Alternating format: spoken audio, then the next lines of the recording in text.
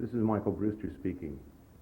This tape is keyed to 13 slides, which should be viewed while listening to the soundtrack, which shows a facsimile of the spatial qualities in the sound fields making up the acoustic sculpture called Touch and Go, installed in place at the Fine Arts Gallery, Cal State Los Angeles, January 7th through February 18th, 1985.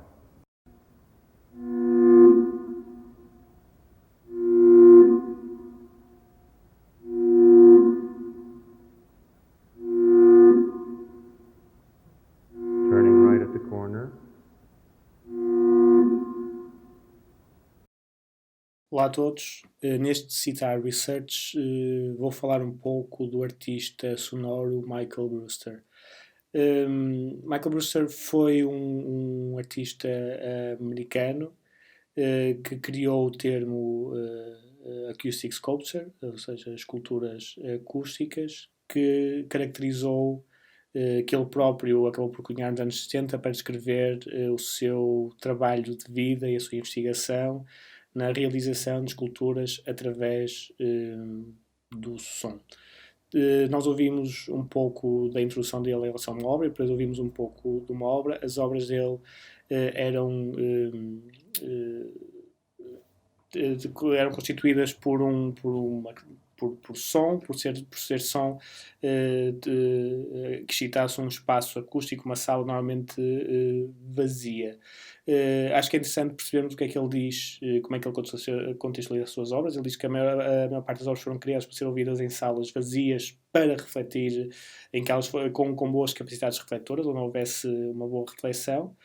Portanto, elas não são obras que funcionam a ouvirmos no nosso laptop, nos nossos escutadores. Elas são feitas para tocar com uma intensidade bastante elevada, de forma a que o som se materialize no espaço, e por fim ele usa um termo muito interessante, que é a questão do ouvinte ativo, que deve vaguear pela sala de forma a se aperceber dos diferentes texturas e características sonoras nos diferentes pontos da sala.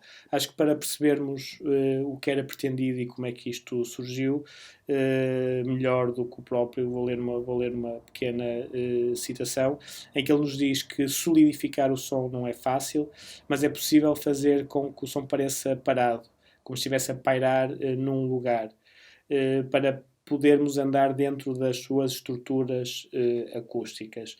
O som sustentado numa sala com um bom eco pode parecer um arquipélago de sensações auditivas. O som, enquanto elemento parado, é uma substância dimensional pelo qual nos podemos mover sem bater com a cabeça em nada. É um material realmente bom para escultura.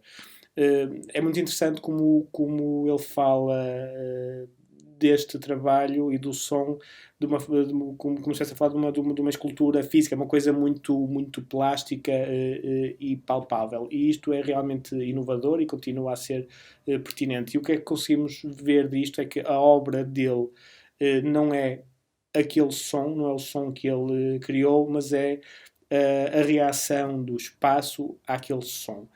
E é muito interessante que ele descreve depois a relação com isto, como quase nós temos a relação com uma escultura. Nós podemos dar mais tempo sobre aquela perspectiva, dar a volta para ver a parte de trás, a parte de frente, e apreciar certas texturas.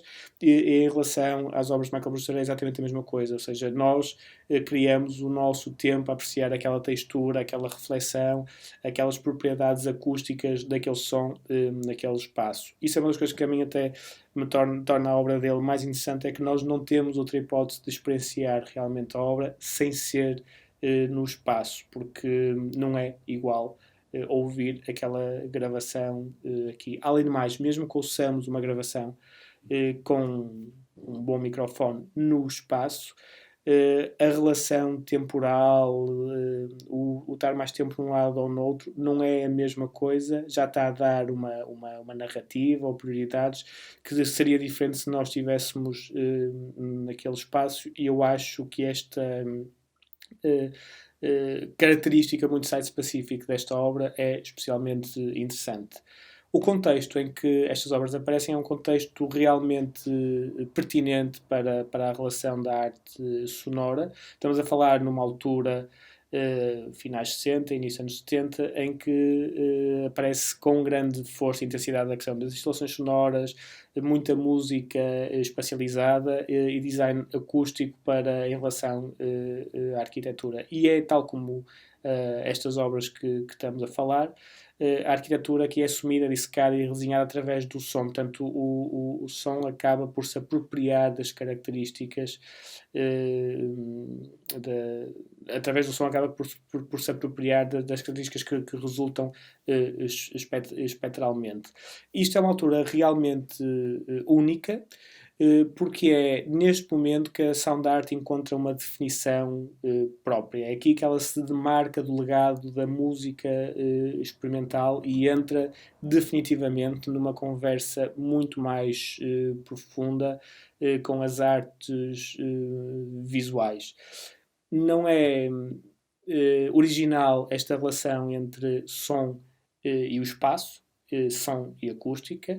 Na verdade, temos um bocadinho antes compositores da música acosmática e também compositores como os Xenakis, que já trabalham questões de espacialização, mas estamos a falar de experiências dentro de um contexto narrativo, ou seja, a arquitetura apenas potencia e é apenas mais um elemento dentro de uma narrativa, dentro de um discurso musical. No caso destas obras que estamos a falar, as obras de Michael Brewster, elas não vivem da questão da narrativa, não há aqui um contexto musical, há um contexto apenas plástico e a nossa relação plástica e escultórica nela. Isto continua a ser um assunto interessante de investigação.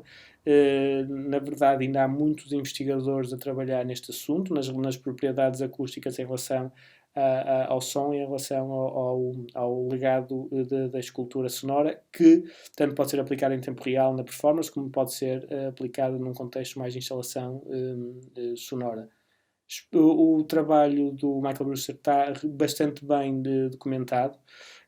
Como já falei aqui anteriormente, não é propriamente uma obra que seja muito interessante para nós irmos ouvindo nas nossas colunas, mas ela está acompanhada de uma boa investigação do autor, portanto vale a pena ver os textos sobre a reflexão destas obras e como é que elas foram evoluindo e porque algumas técnicas sobre outras. Espero que tenham achado interessante e até breve.